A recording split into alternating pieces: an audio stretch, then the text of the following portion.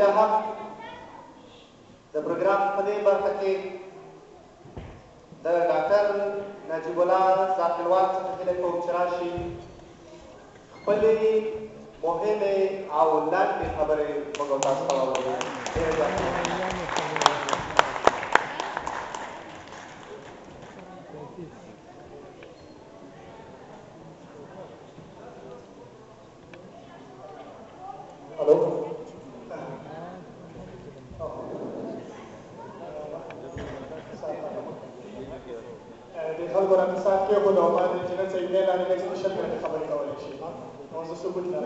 الحمدلله كفى وعلى عباده الذين اصطفى ما بعد اعوذ بالله من الشيطان الرجيم بسم الله الرحمن الرحيم.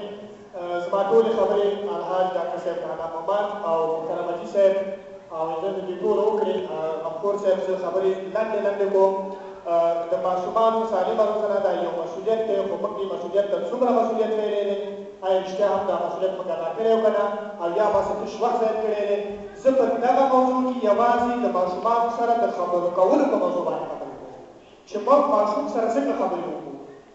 یوازې د ارواپوهنې له نظره زه غواړم چې د ماشومانو سره د خبرو کولو طرز وښایم. شاید په دې ما د استاد نه خبر کېږي چې موږ د دومره عمر کې په اوسه پورې د ماشومانو د خبرو کولو طرز هم زده کړی نه دی. ځکه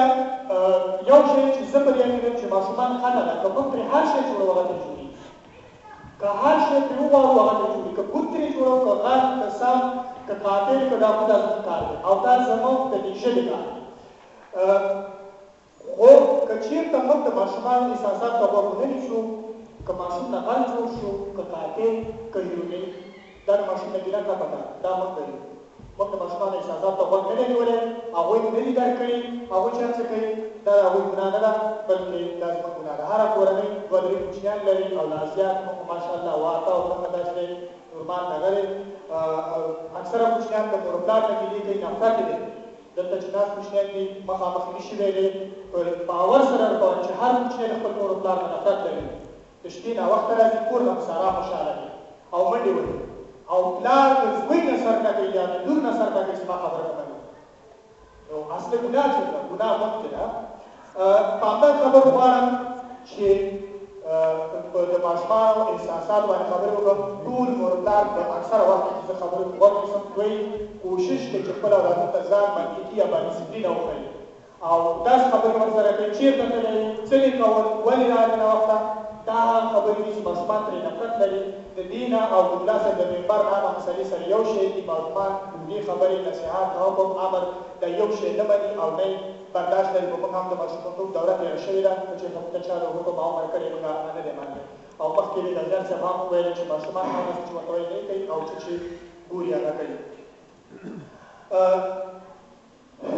دلته ما یو شی لیکلی و خو هغه په داسې باندې چې ونه شو زه تر تېرېږم. اکثره وخت کې ماشومان راځي موږ ته ګیله کوي د خپل نارینتوب نه، د مکتب نه. مثلا وایي زه خر یم، ناری یم، تنبل یم. مور پلار کوشش کوي چې ورته ووایي چې نس وایه که نه یې نه، یا هغه کوشش کوي چې ووایي چې یم. دا جنجال تر دې حده پورې رسېږي چې د پلار غوسه پای ته رسېږي او دغه حوصله یې پای ته رسېږي او غوسه کېږي وایي ځه ورشه خره تنبله ناری ته خر یې خبرې ته مې غوږ نه نیسي. ګورئ موږ غواړو چې تصویر لري کړو د هغه ماشوم د ذهن نه چې خر ناری ته تنبل لري ډېر دی پکې پخوو. دا یو مثال ما داسې درکړی موږ څنګه کولی شو چې په خپلو ماشومانو کې دغه تصویر پخېږي زموږ لاسه. که موږ د ماشومانو او د مور پلار ورځني ژوند ته وګورو پرته د بدبینۍ او دښمنۍ نه بل هېڅ هم پکې نه په سترګو کېږي. تاسې د مور او پلار او د ماشوم خبرو ته وګورئ. تاسې فکر کوئ چې دوه په مورچه کې ناست یو بل ولي او ورته سبق ته ویلی دی هو ډوډۍ یې خوړلې هو چېرته ده دبا محبت نشته، نفرت دی، مهارت د خبرو نشته. دا هغه څه دي چې ماشومان یې نه غواړي. موږ باید ماشومان سره د هغوی د احساساتو یا شک طور مطابق خبرې وکړو چې هغوی ولې دا خبره کوي، په کومې ګټې کوي. ماشوم راځي ژاړي ولک یې ولیدلې موږ خزرات مو ورته وایي سترګې دې خوړلې ګلارې ته ولې کتل کړه. ته خو ماشوم ته وګوره چې څه چرته شوی دی ړوند دی غټې سترګې یې درکړي دا یې درکړي احساساتو د ماشوم هغه سره مینه ولري نه هېڅ زموږ د کور کیسې معلم ته کوي یو صرف چې معلم ورسره دغه شوی دی په مکتب کې ورته درس وایي او هغې کې چې موږ سره روی کړي موږ ته یوه کیسه هم نه کوي. ولې چا تاسو دې ته سوچ کړی یا تاسو دا کړی دي چې کله تاسو د کور نه وځئ ماشومان ولې درپسې ژاړي هېڅ چا دا سوچ کړی یا دلته بیا ماشومان نه ګیله کوي چې ولې دا کار کوي ولې دې کوي ولې مور پلار خبرې ته وخت نه نیسي دا هغه څه دي چې زه تاسو ته په ایمان سره وایم چې کله تاسو د ماشومانو احساسات درک نه کړئ ماشومان به هغه څه کوي چې موږ یې نه غواړو او څه چې موږ غواړو هغه هېڅ امکان نه لري چې وشي زه به منډه منډه یم مثلا که موږ د ماشوم د ذهن نه د علیحدې تصویر لرې کوو موږ ورته وایو چې زه فکر کوي چې ښکاري ګمان کوي چې فکر کوي چې په مکتب کې تا نه معلم سوال وکړي ته شرمېږي هغه ورته وایي هسې مې فکر کوي چې زما پلار په دې خبره پوهېږي چې ما معلم ما چې دی زه شرمېږم نو چې زه شرمېږم هغه ګوره موږ چې د هغه احساس درک کړو آیا د دې نه شرم لري آیا د دې نه ګیره لري چې معلم تا نه پوښتنه ونه کړي هغه ورته وایي هو دا موږ د ماشوم احساسات درک کړو د ماشوم په رنګ کې نه ورکړو نور باید موږ ماشوم ته غوږ ونیسو یو ارواپوه دی ډاکټر انفیل شاید هر چا یې اورېدلی هغه وایي چې مور او پلار دې باید د مدیر غوندې نه اوسېږي چې خوله یې لویه غوږونه واړه یعنې مور او پلار باید خبرې ونه کړي باید غوږ ورته ونیسي تر څو د ماشوم عمق ته درک ته ځان ورسوي احساسات دغه شي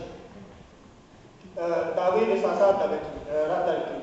زه راځم تاسې د ماشوم خبرو ته یو غټ سړي خبره کوم یو غټ سړی یو کار راغلی ما خو دا د خپل مثال ورکړی چې دلته خورګانې یا بدنې تنې دي په دې نه ګیري چې څوک یې ونه باندې چې ولې را کار کړی یو غټ سړی یو کار خرابوي یو بل یا پلار یا ورور مشر ورور ورته وایي ما نه زده که راشي چې زه یې درته وښیم یا دومره خدای در کړی اوسه پورې دا کار زده نه کړم آیا تاسې څه فکر کوئ که داسې یو خبره چا ته وشي به څه وکړي جنګ به ونه کړي ورته په څه دومره لوده ښکاره عین تصویر هم ماشوم اخلي چې موږ ماشوم ته وایو ماشوم راځي د یو کار نه کوي موږ ورته وایو چې راشي چې زه یې درته وښیم نه موږ باید ورته ووایو چې ګمان کوي ته په دې کار باندې نه پوهېږې دا ډېر ستونزمن دی هغه وایي کولی شم زه سره کومک وکړم آیا ته یو چا مسو ته ضرورت لري یا هغه د خپل احساسات بیانوي چې په کوم شکل هغه خپل احساسات ادا کړي موږ چې د ماشوم احساسات نه وځو موږ هغه باوري کوو چې زه د هغه زموږ په خوا کې ځان مسؤل احساسوي ځکه ماشومان ته غوږ نیسي چې زموږ په خوا کې ځان مسؤل نه احساسوي موږ هغوی سره د تربورولۍ ډانګې راغستی دی نو هغه به موږ ته څنګه کیسې وکړي موږ دوه مشران یا دوه همزولي کسان سهار د شپې دا ټوله کیلي تر دوه پورې کیسې کوي چا دلته ماشومانو سره په نرمه لهجه کیسې کوي ګوته نه شي کوي ووایه سپین سپین باید وغږېږي یو چې ځان سره هېواد ځکه چې موږ ماشوم ته وخت نه ورکوو ماشوم به موږ ته وخت نه راکوي د ماشوم ته وخت ورکول دا نه وي چې هغه ته یوازې ډوډۍ پخه کړه او هغه ته کالي واخله او هغه ته بوټان واخله او هغه ته موټر ښایسته ورکړه او په دې ورته ناز ورکړه نه موږ ماشوم راځي اکثره وخت ماشومان راشي چې په سیمینار کې اکثره کورونه ګورم زما اوس همدا مسلک ګرځېدلی دی سپارښتنو سره خبرې کوم هېڅ یې مور او پلار په کور کې نه وي ډوډۍ ورته معلومه نه وي بېچاره ته آیا لږ تر لږه چا کړي چې ماشوم ته یې پرېږدي چې زه دغه ځای ته تللی زه 12 بجې راځم یا بل یا مثلا یو مور او پلار د کور نه وځي ماشوم ورپسې ژاړي یا ورته دروغ وایي وایي لاړې لاړم بیا راغلم په دې کې 3 هفتې کېږي چې دا تر د پاریس نه به وکړي لاړم بیا راغلم ماشوم به هېڅکله باور ونه کړي دا هغه څه دي چې ما د ماشومانو په احساساتو باندې غوښتل چې تاسو سره مې خبرې وکړم او راځو بل د احساساتو خبره هر ماشوم یو ښه کار هم کوي کوم ماشومان چې ښه کار وکړي موږ باید د هغه شخصیت ونه ستایو د هغه کار وستایو مثلا ته پلان کې ته زمری ته خارق العاده ته ببرشیر ته پلانې ننګېلی ګورېلی هغې ته به پلار ته دروغ وایي ځکه هغه خپل ځان د دې تصویر ور نه بولي او موږ دا تصویر ورکوو هغه کوشش کوي چې د دې تصویر نه ځان وباسي بغاوت وکړي